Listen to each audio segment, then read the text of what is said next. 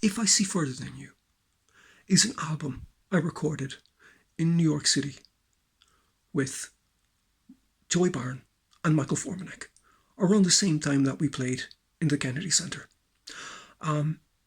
It's pretty emblematic of how I played when I was working with Paul Bley. Unadorned, straight from the studio to Italy to release. I played left-handed then. I play right-handed now, but I basically had the Patrick Eggle guitar, which was my workhorse guitar, and it didn't have a whammy on it. And I had this chorusing effect. So I'd like play a chord, and like after a second and a half, the chord would kind of, kind of descend around a quarter of a tone, kind of taper off a quarter of a tone down. So like Bill Frisell does that, but he does it with his hands, and he uses the neck of the guitar. Now, I don't have the luthier that Bill Frisell has, and because I was playing left-handed, I most certainly didn't have the choice of guitar. I had just basically the one that went around with me, and wherever I went, it went. Basically, when I was playing with Paul, I basically replaced Bill Frisell in Paul Bley's trio, his group, and his band. That was the deal. When we played the first gig in Italy on the tour, after the gig, Paul Bley came to me and put his hands on me and said, "Sweet Jesus, Mark O'Leary, hallelujah. You don't play like Bill Frisell." Because Bill Frisell was one of the most emulated guitar players. Bill is an innovator. He innovated that style, but so many people, would copy him, basically.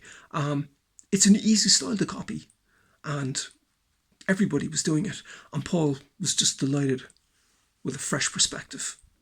And so not only that, I was also multi-idiomatic. So like the directions that he wanted to go in, like we could be doing ECM stuff 1 minute, tinges of ambient the next, and then we could go multi-directional into like, say, kind of more jagged, off-kilter Thelonious Monk type stuff.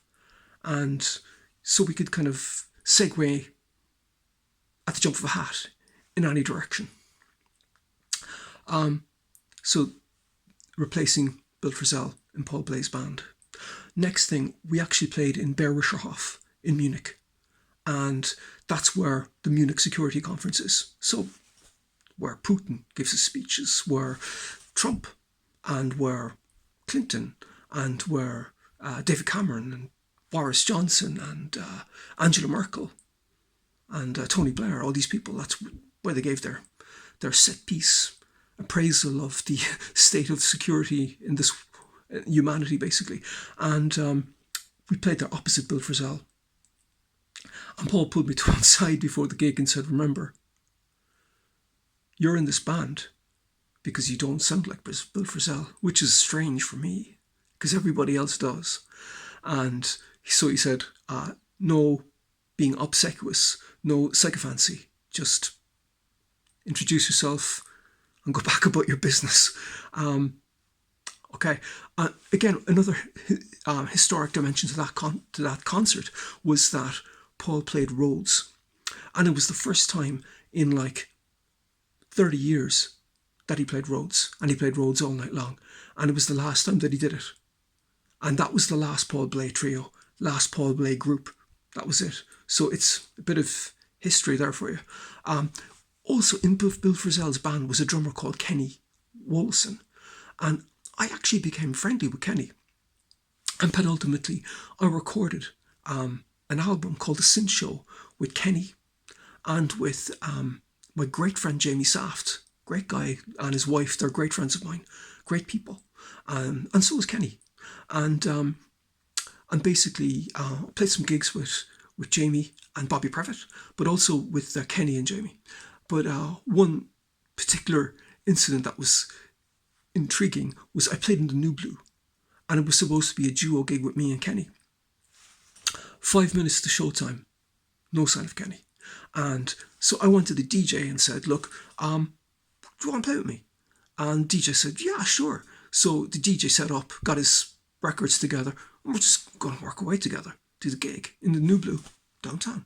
And then, literally 30 seconds to showtime, who comes in?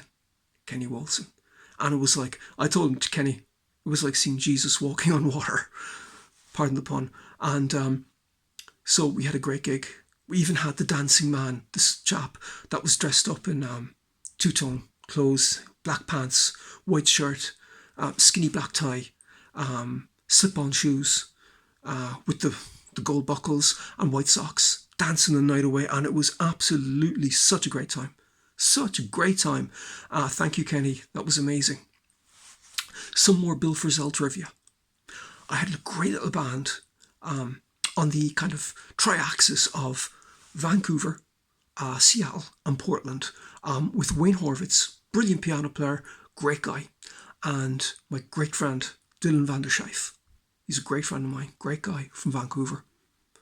And we played some gigs, but fantastic gigs. And then we recorded in Wayne's place an album called Flux, which is on the Trevor Taylor imprint, which is FMR Records. Flux is a fabulous album. And for the whole album, I actually used Bill Frisell's amp.